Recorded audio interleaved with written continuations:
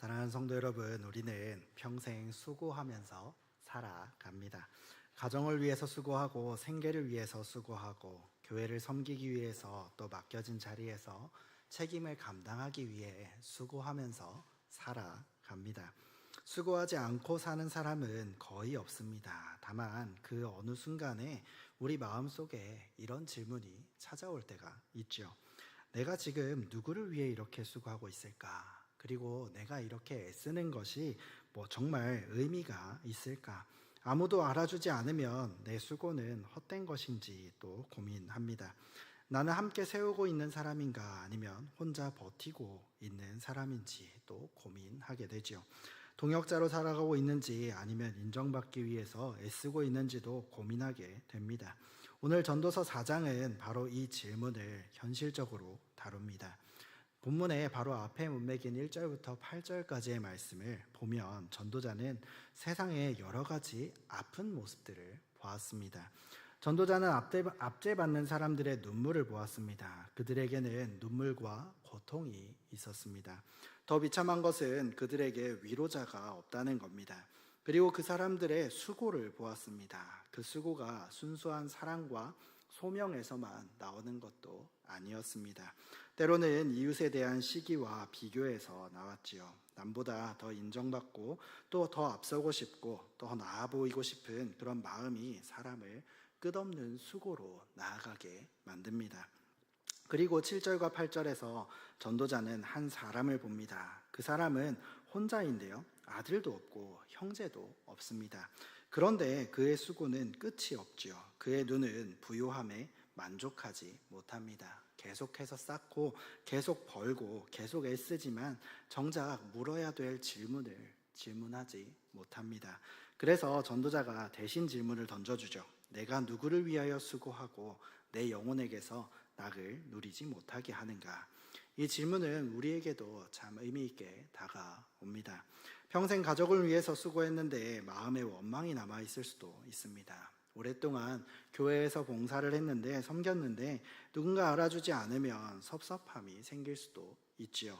자녀를 위해 희생했는데 내 자녀가 내 마음처럼 따라주지 않으면 마음의 상처가 생길 수도 있습니다. 직장에서 또 버티고 버텼는데 어느 날 돌아보면 내가 뭘 위해서 이렇게 살아왔을까라는 생각에 허무감이 찾아올 때도 있습니다.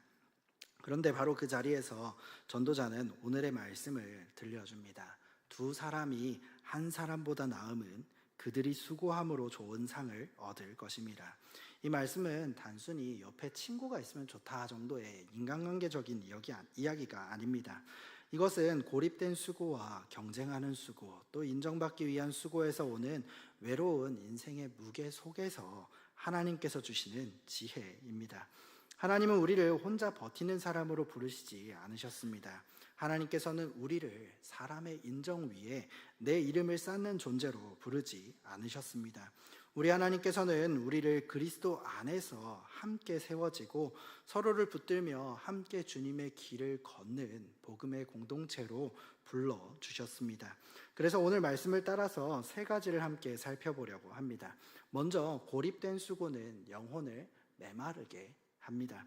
앞서 살펴본 전도서 4장 1절부터 8절은 오늘 본문의 중요한 배경이 됩니다. 전도자는 세상 속에서 위로자가 없는 사람들을 봅니다. 또 수고하지만 시기와 경쟁에 붙들린 사람들도 보았고요. 혼자 부를 싸우면서도 만족하지 못하는 사람도 보았지요. 이 흐름을 이해해야 더 이 구절의 말씀이 깊게 들립니다. 두 사람이 한 사람보다 낫다라고 하는 말씀 말이죠. 왜 전도자는 갑자기 두 사람을 이야기할까요? 바로 앞에서 한 사람에 대한 이야기를 했기 때문입니다. 혼자 있는 한 사람을 보았기 때문이죠. 혼자 수고하고 혼자 쌓고 혼자 버티고 혼자 내 인생을 증명해 보려고 하는 그 사람을 보았기 때문입니다. 전도사가 말하는 문제는 단순히 혼자 산다는 그 생활적인 형태만을 이야기하는 게 아닙니다. 더 깊은 문제는 관계가 없는 수고입니다. 하나님 없이 수고하고 이웃 없이 수고하고 또 사랑 없이 수고하고 누구를 위한 것인지도 모른 채 계속해서 애쓰는 그 인생을 이야기하고 있는 것이죠. 수고 자체가 악한 게 아닙니다. 성경은 결코 게으름을 미화하지 않습니다. 하나님께서 창조하실 때부터 사람에게 일을 하라고 소명을 주셨습니다. 에덴 동산을 경작하라고 아담을 불러주셨죠. 노동은 원래 하나님께서 주신 선한 소명입니다. 가정을 돌보는 것도 그 수고도 정말 귀합니다. 정직하게 생계를 감당하는 수고도 귀하지요. 교회를 섬기는 수고와 연약한 사람들을 돌보는 수고 또한 정말 귀합니다. 문제는 그 수고 자체가 아니라 수고가 우리의 타락한 마음에 붙잡힐 때, 붙들릴 때입니다. 수고가 하나님 앞에 충성이 아니라 나의 증명이 될 때 그 수고는 우리의 영혼을 지치게 만듭니다. 섬김이 사랑이 아니라 인정받기 위한 도구가 될 때 그 섬김은 언제나 원망을 몰고 옵니다. 가정을 위한 희생이 감사가 아니라 왜 날 몰라줄까라고 하는 분노로 바뀔 때 그 수고는 내 마음을 메마르게 합니다. 교회 봉사가 하나님께 드리는 예배가 아니라 사람에게 보이려는 일이 될 때 그 수고는 기쁨을 잃어버리게 됩니다. 전도서 4장 4절은 모든 수고와 재주 있는 일이 이웃에 대한 시기에서 나온다라고 말씀합니다. 여기서 시기는 히브리어로 비교와 질투 그리고 경쟁심을 이야기합니다. 이것은 오늘 우리에게도 또 의미 있게 다가오지요. 우리는 때로 남보다 더 나아 보이기 위해서 수고하고 더 인정받기 위해서 애씁니다. 더 성공한 사람처럼 보이기 위해서 또 살아가지요. 그런데 이게 우리가 세상에서 살아갈 때뿐만 아니라 심지어 신앙생활 안에서도 그 마음이 들 때가 있습니다. 누가 더 많이 섬겼지? 누가 더 인정받고 있지? 또 누가 더 중요한 사람일까? 또 누가 더 사람들의 칭찬을 받을까? 이 마음이 들면, 우리 안에 찾아오면 함께 세워야 할, 함께 세워 나아가야 할 그 사람이 경쟁자가 됩니다. 함께 울어야 될 사람이 비교의 대상이 되어버리죠. 함께 기뻐해야 될 사람이 마음의 부담이 됩니다. 그러면 수고가 많아질수록 그 영혼은 더욱더 메말라지게 되는 것이죠. 성도 여러분, 우리가 평생 수고했는데 마음에 감사보다 원망이 더 많아졌다면 잠시 멈추고 돌아보아야 합니다. 그리고 이렇게 질문해야 합니다. 난 누구를 위해서 수고하고 있을까? 하나님 앞에서 수고하고 있을까? 아니면 사람의 인정 앞에서 수고하고 있을까? 난 사랑으로 섬기고 있는지 아니면 알아주기 위한 그 마음으로 버티고 있는지 돌아보아야 합니다. 내 수고가 공동체를 세우고 있는지 아니면 나를 더 외롭게 만들고 있는지도 돌아보아야 합니다. 전도서는 우리에게 수고를 포기하라고 말하지 않습니다. 오히려 수고의 방향을 제대로 하도록 돌아보게 만듭니다. 그리고 이렇게 다시 물어봅니다. 하나님 없는 수고, 이웃 없는 수고, 사랑 없는 수고, 인정욕에 붙들린 그 수고는 영혼을 메마르게 한다고 말이죠. 그렇기 때문에 우리에게 그런 수고인가 아니면 정말 하나님 앞에서 수고하는 것인가 이것을 질문합니다. 그러나 하나님 앞에서 사랑 안에서 함께 세우기 위해 드려지는 수고는 다릅니다. 그 수고는 비록 힘들어도 사람을 살리고 공동체를 세웁니다. 그리고 하나님 앞에서 절대 헛되지 않습니다. 둘째로 하나님은 우리를 서로 세우는 동역자로 불러주셨습니다. 이제 전도자는 9절부터 본격적으로 동역의 지혜를 말합니다. 두 사람이 한 사람보다 나음은 그들이 수고함으로 좋은 상을 얻을 것임이라. 여기서 두 사람은 단순히 숫자가 많다는 이야기가 아닙니다. 함께 묶인 관계를 이야기합니다. 서로 책임지고 서로 세우는 관계를 말하죠. 혼자 수고하는 인생과 함께 수고하는 인생은 다릅니다. 혼자 버티는 사람과 또 함께 세워지는 사람도 다릅니다. 전도자는 왜 두 사람이 한 사람보다 낫다고 할까요? 함께 수고할 때에 좋은 상이 있기 때문입니다. 9절이 그것을 말합니다. 함께 하는 수고에는 좋은 열매가 있습니다. 혼자 할 수 없는 일을 함께 감당할 수 있죠. 또 혼자 견디기 어려운 일을 함께 견딜 수 있고 혼자 보지 못하는 것을 함께 분별할 수 있습니다. 교회도 그렇습니다. 한 사람이 모든 것을 할 수 없습니다. 목회자 혼자 교회를 세울 수 없고 직분자 몇 사람만 열심히 한다고 해서 공동체가 건강해질 수 없습니다. 교회는 그리스도의 몸입니다. 몸에는 여러 지체가 있지요. 눈이 손 보고 네가 필요 없다라고 말할 수도 없고요. 머리가 발을 향해 네가 필요 없다라고도 말할 수 없습니다. 하나님은 교회를 한 사람의 재능으로만 세우시지 않으십니다. 여러 지체의 은사를 통해서 교회를 세워 나가십니다. 어떤 사람은 가르침으로, 어떤 사람은 기도로, 어떤 사람은 돌봄으로, 어떤 사람은 조용한 헌신으로 섬겨 나갑니다. 어떤 사람은 앞에 보이는 자리에서 섬기기도 하고, 어떤 사람은 아무도 보지 못하는 자리에서 역할을 감당하며 섬기기도 합니다. 그러나 하나님 앞에서는 모두가 귀합니다. 함께 수고할 때에 좋은 상이 있습니다. 다음으로 넘어질 때 일으켜줄 사람이 있기 때문입니다. 10절에 이렇게 이야기하죠. 혹시 그들이 넘어지면 하나가 그 동물을 붙들어 일으키려니와 홀로 있어 넘어지고 붙들어 일으킬 자가 없는 자에게는 화가 있으리라. 여기서 동무라는 말은 히브리어로 함께 연결된 사람, 함께 묶인 사람이라는 뜻을 가지고 있습니다.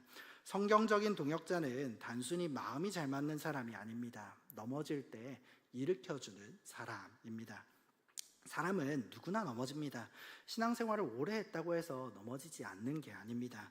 직분이 있다고 넘어지지 않는 것도 아니죠. 나이가 들었다고 유혹이 사라지는 것이 아닙니다. 우리는 모두 연약합니다.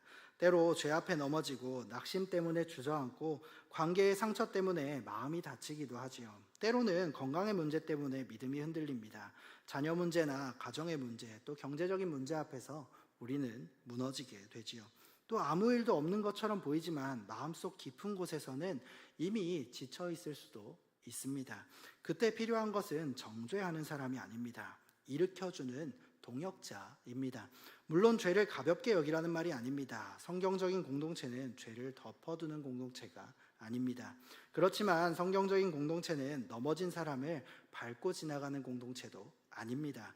진리 안에서 권면하고 사랑 안에서 붙들고 회개하도록 돕고 다시 하나님 앞에 서도록 일으켜주는 공동체입니다.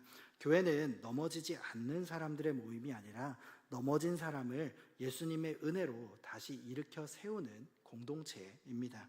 이뿐만 아니라 함께 할 때 따뜻해지기 때문입니다. 11절은 말합니다. 또 두 사람이 함께 누우면 따뜻하거니와 한 사람이면 어찌 따뜻하랴. 고대 사회에서 길을 가는 여행자들에게 밤의 추위는 실제적인 위험이었습니다. 두 사람이 함께 있으면 서로의 체온으로 추위를 견딜 수 있었습니다. 그러나 이 말씀은 단순히 체온의 이야기가 아닙니다.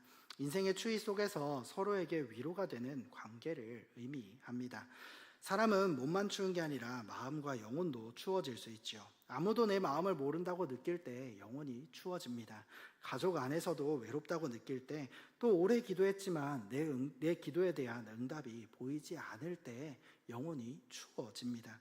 나이가 들며 점점 설 자리가 줄어든다고 느껴질 때, 또 배우자를 떠나보내거나 가까운 사람을 잃었을 때 우리의 영혼은 추워집니다. 교회 안에 있어도 누구에게도 마음을 나누지 못할 때에도 영혼이 추워지지요. 그때 하나님께서는 종종 사람을 통해 우리를 따뜻하게 하십니다. 따뜻한 말 한마디와 함께 드리는 기도와 조용한 방문 또는 안부전화, 말없이 곁에 있어주는 손길을 통하여서 하나님께서는 자기 백성을 위로하십니다. 우리는 누군가에게 그러한 따뜻함이 되어야 합니다. 그리고 우리도 누군가의 그 따뜻함을 겸손하게 받아야 합니다. 혼자 버티는 것이 성숙함이 아닙니다. 도움을 구하는 게 믿음이 없는 것이 아닙니다. 때로 도움을 요청하는 것이 겸손입니다. 때로는 내 연약함을 나누는 게 공동체를 살리는 길이 될 수도 있습니다. 함께함이 좋은 마지막 이유는 함께 서면 끊어지지 않기 때문입니다. 12절이 이렇게 말씀하지요. 한 사람이면 패하겠거니와 두 사람이면 맞설 수 있나니 세 겹줄은 쉽게 끊어지지 아니하느니라. 이 세 겹줄은 세 가닥이 함께 꼬인 줄입니다. 한 가닥은 약합니다. 그러나 서로 엮이면 강해지죠. 중요한 것은 숫자가 아니라 숫자가 늘어난 게 아니라 서로 엮여 있다는 사실입니다. 성도 여러분, 교회는 단순히 같은 공간 안에 앉아 있는 사람들의 모임이 아닙니다. 교회는 그리스도 안에서 서로에게 묶인 사람입니다. 말씀으로 기도로 묶이고 또 사랑의 책임으로 묶이고 또 함께 울고 함께 기뻐하는 그 은혜로 묶인 사람들입니다. 하나님 앞에서 말씀과 사랑과 책임으로 엮인 공동체는 참으로 쉽게 끊어지지 않습니다. 그 공동체의 중심에는 사람이 아니라 그리스도가 계시기 때문입니다. 그리스도께서 우리를 붙드십니다. 예수님께서 우리를 한 몸으로 부르셨고 그 예수님께서 서로 다른 우리를 예수님의 피로 묶어 주셨습니다. 그래서 교회는 단지 좋은 사람들의 모임이 아니라 복음으로 함께 세워지는 공동체입니다. 마지막으로 사람의 인정은 지나가지만 복음 안에서의 수고는 헛되지 않습니다. 13절부터 전도자는 또 다른 장면을 보여주는데요. 가난하여도 지혜로운 젊은이가 늙고 둔하여 경고를 더 받을 줄 모르는 왕보다 나으니. 여기에는 두 사람이 등장합니다. 한 사람은 가난하지만 지혜로운 젊은이입니다. 그는 낮은 자리에 있지요. 가진 게 많지 않습니다. 그리고 지위도 없지요. 사회적으로도 힘이 없어 보입니다. 하지만 그에겐 지혜가 있습니다. 다른 한 사람은 늙고 어리석은 왕입니다. 그는 권력이 있습니다. 지위도 있고 경험도 있습니다. 사람들의 주목을 받는 자리에 있고 또 그 앞에 서는 사람입니다. 그러나 그는 어리석습니다. 직접적으로 어리석다는 단어가 나오진 않지만 이 지혜로운 젊은이와 대조해서 나오기 때문에 어리석다라고도 볼 수 있을 것입니다. 그러면 무엇이 그를 어리석게 만들었을까요? 본문이 말합니다. 그는 경고를 더 받을 줄 모르는 사람이기 때문입니다. 다시 말해서 더 이상 듣지 않는 사람입니다. 충고를 받지 못하고 책망을 받아들이지 못하고 배우려 하지 않습니다.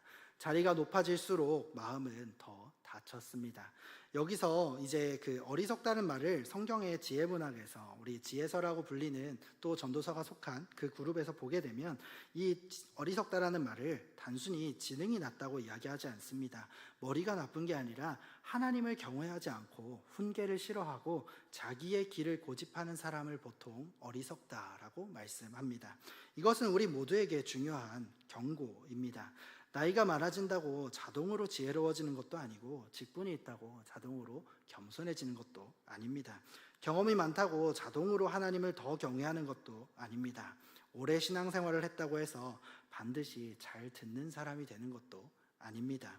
오히려 시간이 지나면서 더 완고해질 수도 있습니다. 내가 진짜 다 알고 있어 라고 생각하는 것이죠. 내가 이만큼 살아봤고 누가 나한테 이런 이야기를 할 수 있을까라고 하면서 마음을 닫아버릴 수도 있습니다. 그러나 지혜로운 사람은 듣는 사람입니다. 하나님 앞에서 배우는 사람이고 말씀 앞에 자기 생각을 내려놓을 줄 아는 사람입니다. 가족의 말도 듣고 동역자의 권면도 듣고 또 공동체의 책망도 은혜로 받을 줄 아는 사람입니다. 14절과 15절을 보면 낮은 자리에서 올라온 사람이 왕이 되는 듯한 장면이 나옵니다. 사람들은 새로운 젊은이를 따릅니다. 새로운 인물에게 기대를 겁니다. 사람들은 그 가능성에 환호하지요. 그런데 16절에 이렇게 말씀합니다. 후에 오는 자들은 그를 기뻐하지 아니하리니 이것도 헛되어 바람을 잡는 것이로다. 이 말씀이 굉장히 현실적입니다. 사람들의 환호는 오래가지 않습니다. 오늘의 인기 있는 사람은 내일 잊혀질 수도 있습니다. 오늘 사람들이 따르는 사람도 다음 세대에는 외면받을 수 있습니다. 오늘 칭찬받는 그 수고도 시간이 지나면 아무도 기억하지 않을 수 있지요. 전도서는 그래서 이것을 헛되어 바람을 잡는 것이다 라고 말합니다. 계속해서 이 바람을 잡는 것, 이 헛되다라는 것은 보이지만 붙잡을 수 없는 것을 의미합니다. 사람의 인정은 실제로 따라옵니다. 우리가 잘하면 잘할수록 인정을 받을 수밖에 없겠지요. 그런데 또 칭찬도 기쁘게 됩니다. 격려도 우리에게 힘이 될 수 있죠. 사람들의 감사는 우리에게 위로가 됩니다. 그것을 무시할 필요는 없습니다. 하지만 그게 우리의 정체성의 기초가 되면 문제가 됩니다. 사람의 평가는 바뀌게 됩니다. 사람의 기억은 희미해지고 그 박수도 오래가지 않습니다. 사람들의 마음은 이동합니다. 지위는 내려놓을 때가 있고 영향력은 줄어들 때가 있습니다. 그러므로 사람의 인정 위에 내 인생을 세우면 반드시 흔들립니다. 교회 안에서도 마찬가지입니다. 우리가 섬길 때에 사람들의 인정이 우리의 기쁨의 전부가 되면 인정이 없을 때에 쉽게 낙심하게 됩니다. 칭찬이 없으면 섭섭해지죠. 내 이름이 드러나지 않으면 마음이 상하고 다른 사람이 더 인정받으면 비교하게 됩니다. 결국 섬김이 기쁨이 아니라 나중에는 무거운 짐이 되어 버립니다. 그러나 복음은 우리를 이 인정 욕구에서 자유롭게 합니다. 왜냐하면 우리는 예수님 안에서 이미 하나님께 받아들여진 사람이기 때문입니다. 우리는 사람들의 박수를 얻어야만 가치 있는 존재가 아닙니다. 누가 알아줘야 의미 있는 사람이 아닙니다.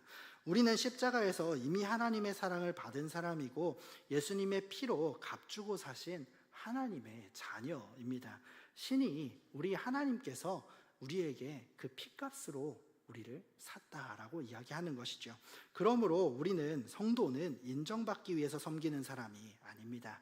이미 받은 그 은혜 때문에 감사함으로 섬기는 사람들입니다. 사람에게 보이기 위해 수고하는 사람이 아니라 하나님 앞에서 충성하기 위해서 수고하는 사람입니다. 경쟁에서 이기기 위해 동역하는 사람이 아닙니다. 그리스도 안에서 한 몸이 되었기 때문에 서로를 세우는 사람입니다. 사람의 인정은 지나갑니다. 하지만 주님 안에서의 수고는 헛되지 않습니다. 사랑하는 성도 여러분, 오늘 본문은 우리에게 두 가지의 길을 보여줍니다. 하나는 고립과 인정 욕구의 길입니다.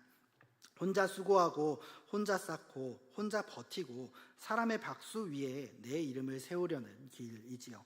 이 길은 겉으로는 열심히 있어 보일 수도 있습니다. 성취가 뛰어날 수도 있지요. 그러나 결국 영혼을 메마르게 하고 사람의 인정이 사라지면 우리의 마음에 깊은 허물을 남기게 될 것입니다.